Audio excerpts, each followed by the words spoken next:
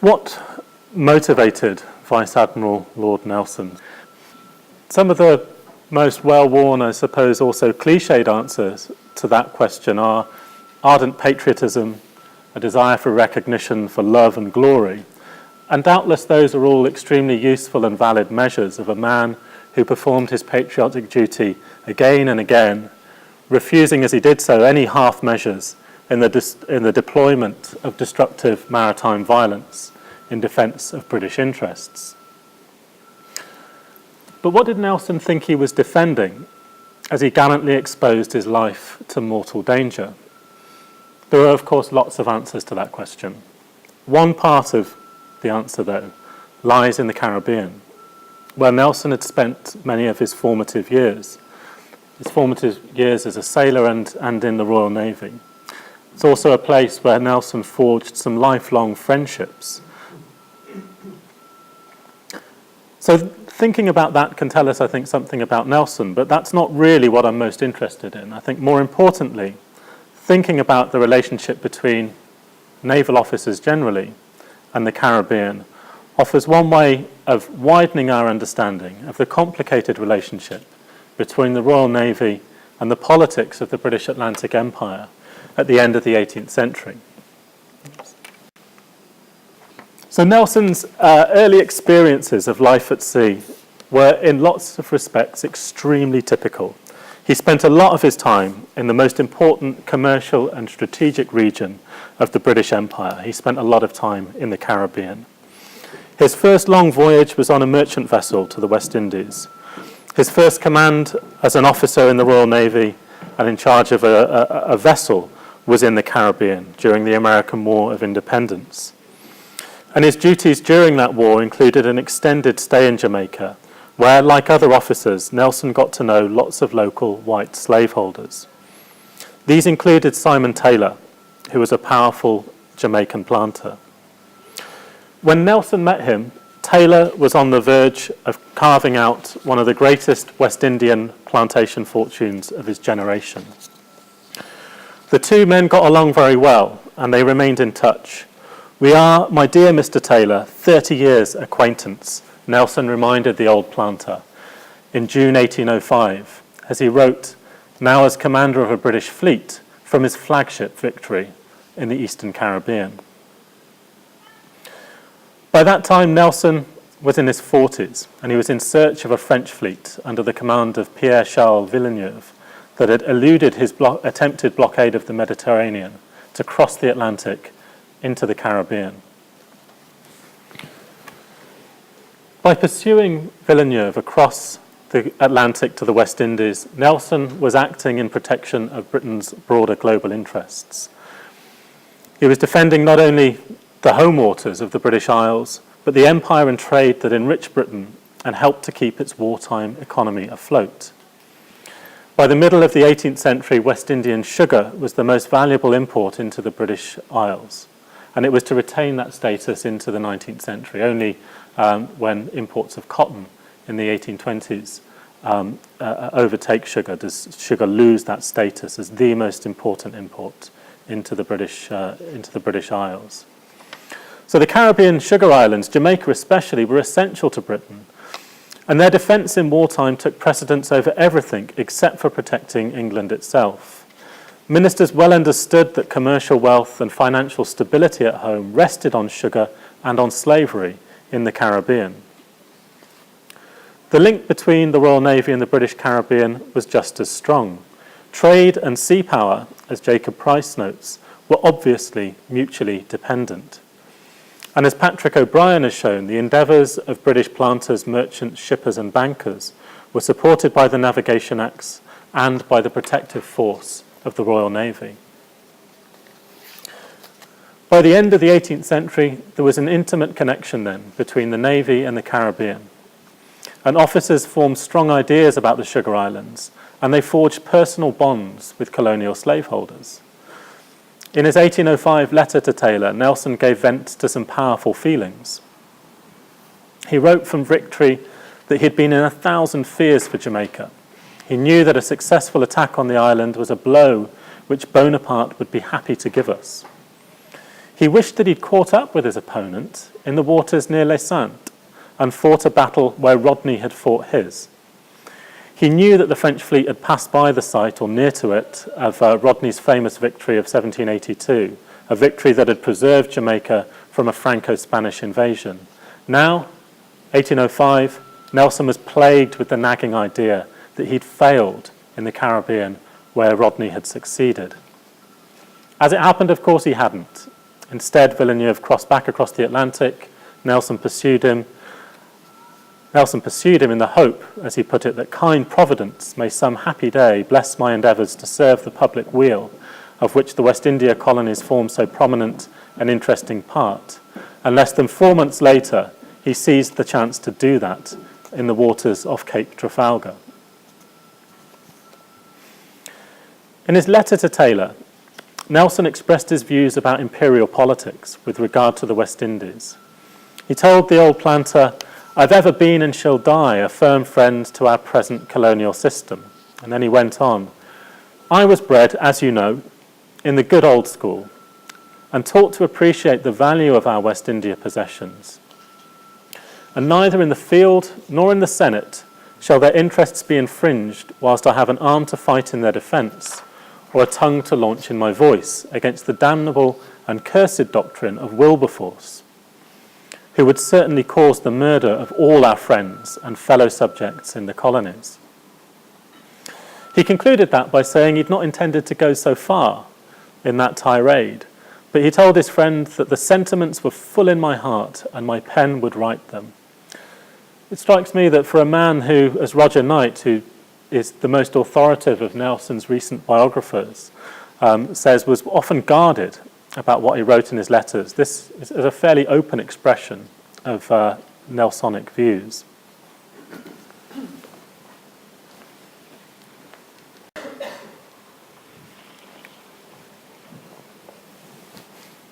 So Nelson positioned himself as a stalwart friend to Caribbean slaveholders who were fighting against the movement led by Wilberforce, attempting to abolish the trade in slaves across the Atlantic in British ships.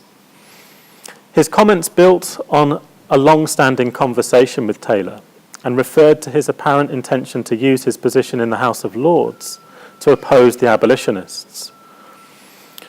During the short period of peace after the Treaty of Amiens in 1802, Taylor wrote to Nelson from his home in Jamaica to express gratitude that the naval hero who'd foiled Napoleon's Egyptian campaign would soon make a contribution to pro-slavery efforts to foil Wilberforce's campaign against the slave trade. Taylor wrote, "Myself and our whole country," by which I think he means Jamaica, "consider ourselves under the highest obligation to your Lordship for your intended support of us in the arduous trial that we expect will come on in the next session of Parliament. And we consider that it will decide whether in the future Britain shall have West Indian colonies or not, or whether 80 million sterling and the lives of all the white people in them are to be sacrificed."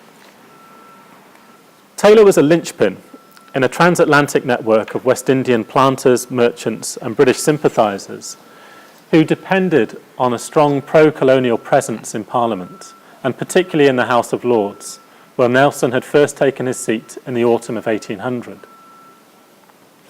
Taylor's letter to Nelson aimed to improve the defence of the slave trade by encouraging a known supporter who'd already generated the high estimation of the British public and many politicians, even if, and by his own admission, Nelson's public voice was weaker and less sharp than his seamanship when it came to making a point.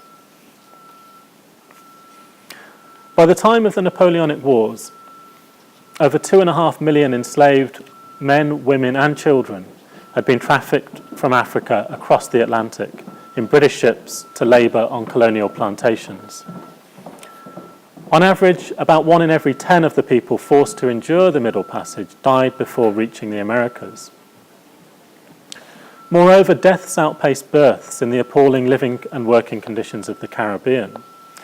What that meant, of course, is that planters depended on the slave trade to replenish or increase the numbers of workers on their properties.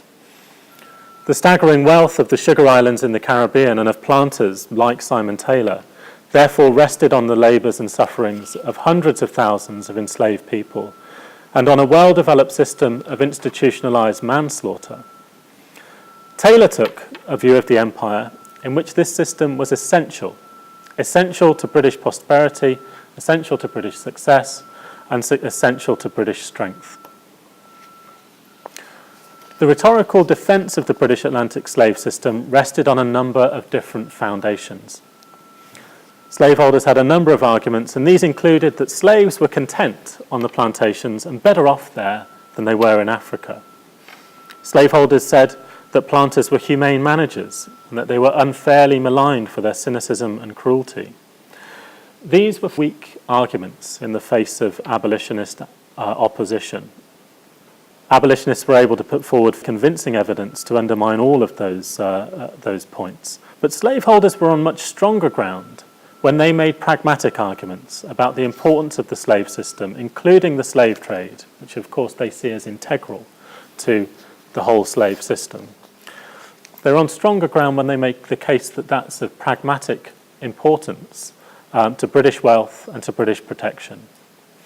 In outline, that argument went that the commerce of the West Indian colonies needed the slave trade. British wealth needed West Indian commerce, and so therefore Britain needed the slave trade. In addition, the argument extended to say that Atlantic trade and commerce focused on the sugar islands provided a pool of sailors who could be pressed into military action in times of war.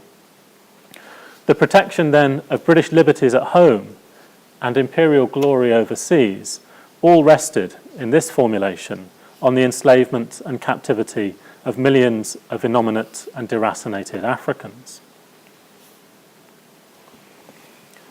This was a patriotic blue water defence of the British slave system, and it proved to be influential. Clearly it convinced Nelson, and it convinced large numbers of government ministers and parliamentarians as well.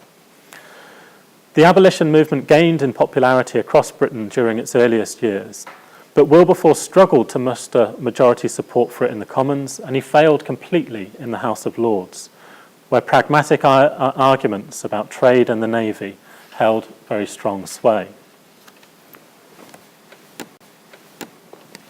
It's unsurprising then that the opponents of the abolitionists continually rehearsed their points about the obvious strategic and commercial value of the slave-run plantations of the Caribbean, and that they drew connections between slave trading, nation, and navy. The peculiar protection of Great Britain is her naval strength, wrote Taylor, and this depended, in his view, on her commerce. He argued that to maintain and increase her naval strength, it's highly important to encourage the species of commerce, which, while it produces a beneficial application of British manufactures, at the same time creates employment for the greater number of ships and seamen. The trade with the West Indies did exactly that. It took British manufactures to British colonials, who in turn provided British markets with valued commodities. Not only did it strengthen the home economy to the exclusion of foreigners, but it strengthened also the nation's naval strength by employing British sailors on British merchant ships. In all of those ways, concluded Taylor, the Atlantic slave system and Caribbean sugar production combined the means of benefiting at once the wealth and the naval strength of the mother country. In that pro-colonial line of argument, Wilberforce and abolitionism undermined the national interest. In 1798, Taylor described Wilberforce as a hell-begotten imp, driving at a mad scheme of abolition. And he exclaimed that most abolitionists were traitors, democrats, and men who were using every act and means to bring on a revolution.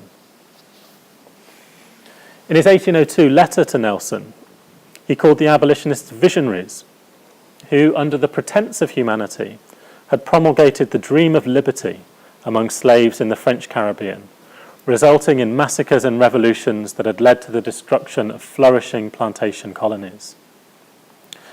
Those same abolitionist activists were, he thought, now endeavouring to scatter the same throughout the British ones. Taylor also predicted that an end to the slave trade would cause the reduction of the white population of the Caribbean colonies, and further exacerbate the likelihood of slave uprisings. In this formulation, abolitionism destabilized the social fabric of the colonies while diminishing their economic value. If successful, it would impoverish Britons at home and open the door to a Jacobin revolution in the mother country. This was the good old-school defence of the existing colonial system, a defence that underlined the value of the Caribbean colonies to the Navy and to the nation. Those kinds of ideas had once allowed William Pitt the Elder to think of the sugar colonies as the landed interest of this kingdom and to proclaim it a barbarism to consider them otherwise.